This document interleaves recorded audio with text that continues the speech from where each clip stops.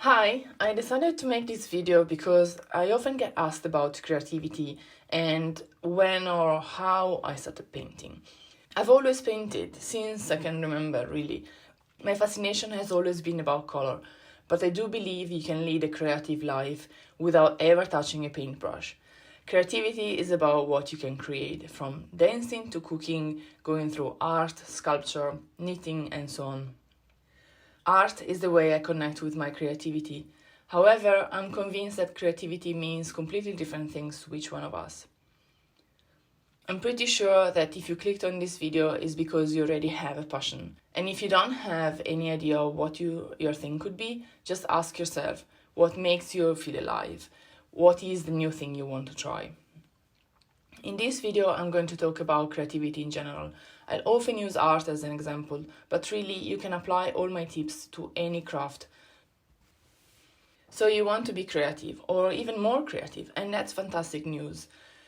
But start now. Seriously, just begin now while you are watching this video. Pick a piece of paper and while I talk, start sketching. Or if you are into cooking, let's go to the kitchen and make something. Don't put this off to tomorrow.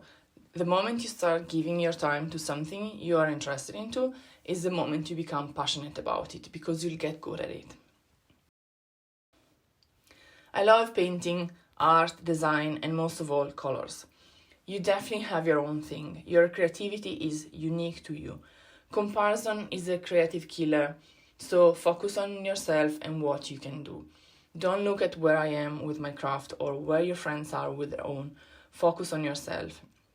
If you look at what other people are doing, you'll ignore the amount of years of practice they had to go through to learn what they do. Look at others for inspiration, not as comparison. If you want to find your own voice, just focus on yourself. It's very important for you to associate positive vibes to your creativity. Constant comparison to others will bring in a feeling of inadequacy and you will end up putting your talent aside.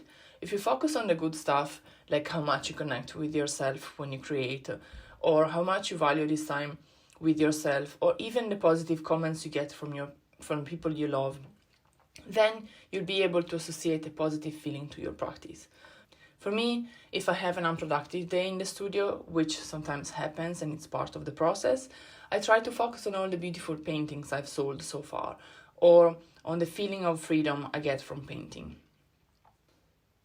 It's normal to doubt yourself, and probably creators tend to do it a bit more often than other people. However, the more positiveness you attach to your work, the more likely you will be to do it again. For extra help, listen to music that brings you joy, listen to an inspirational podcast, or whatever brings the best out of you. I'll leave some links in the video description to help you out with this. Always remember that thoughts have energy and make sure yours are always positive. Get clear intentions on what you want to achieve and make a list of what you want to become good at. Think about it for a couple of days and don't be afraid if the list changes throughout the days. The more skills you acquire, the more you'll want to do. The moment you start to really visualize what you want to focus on is when you can actually plan how to make it happen. If your dream is to be able to knit a jumper, you need to understand what steps you have to take to get there.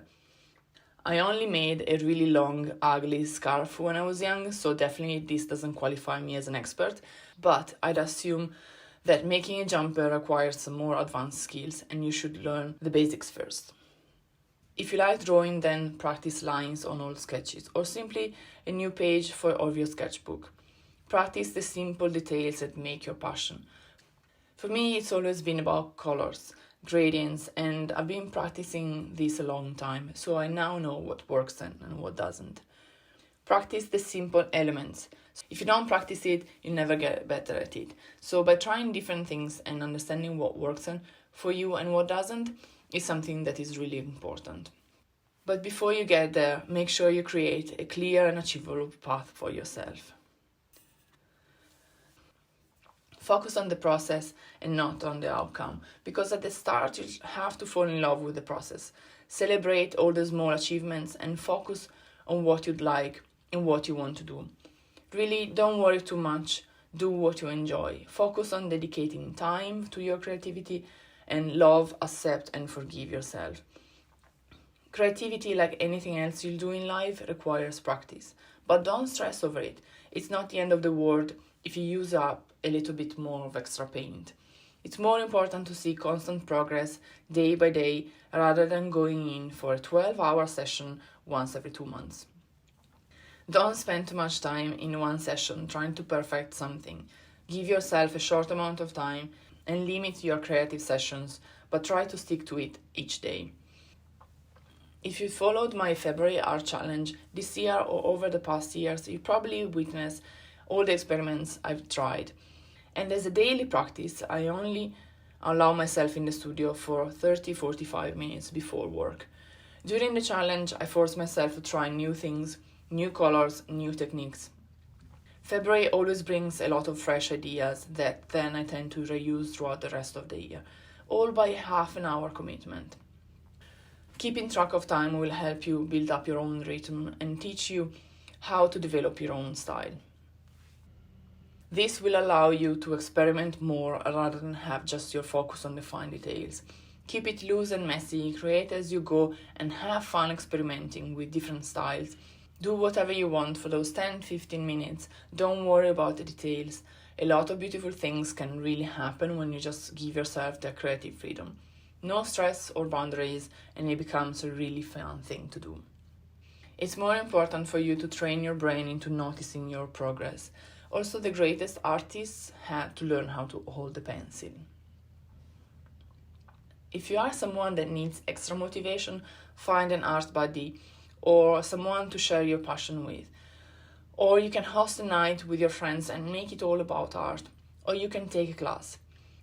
Do things that you've never done before. If you like drawing, don't draw the same thing you always do. Try new shapes and forms. Here again, because we're not looking for perfection, try what you've always wanted to try, but you were too scared to do so. Don't worry about what people have to say. Just go ahead and practice the topics you're interested on. This is such an essential step into the learning process. Find your own inspiration, go to museums, or go to the theater, watch some quality movies or documentaries. Get yourself a book about your favorite creator. Art and creativity are all about paying attention. Play with different mediums and experiment a lot. And if it gets messy, that's the best part. Just don't be afraid. The moment you try and see what you like and what you don't, or what you like and you have to work on more, is when you really find your own voice. Try brand new colors, pencils, mediums, or cook a vegetable you never cooked before. Try something new. Through experimentation, you learn that you prefer some colors more than others or some brands more than others. I had to test 8 kinds of gold paint before I found the one I love the most in my compositions. And originally I thought I would get the perfect gold straight out of the tube, like all the other acrylics I use in my studio. After a lot of studies, and a lot of things I didn't like, and a lot of things I quite liked, I ended up using gold leaf. But I found it extremely messy for my process, and I also noticed there was too much of a waste. The color of the gold leaf was right, but the application wasn't working for me. So because I've done a lot of experimentation, I was able to pick what works for me, which is a gold leaf powder that then I mix with a bronze medium. I truly believe that everyone has a special talent. Some people are artists, others are writers, or love numbers, or cooking. Doesn't matter what you do, what your call is, as long as it's yours. Find what makes your heart spark and fall in love with the process. And when you deeply understand how much your work is worth to you, you will begin treating it differently and you'll begin to elevate it. And when your work is elevated and valued, first of all by yourself and then by others, you will allow your work to shine. I hope you found this video interesting. I went through a lot of important points, so I suggest to watch this video in a few days again and allow all the information I gave you to just sink in. Come back anytime you want and refresh your creativity. As I mentioned before, you can find few links here below, inspirational books and videos about creativity. I hope you enjoy them all, and I'll see you soon.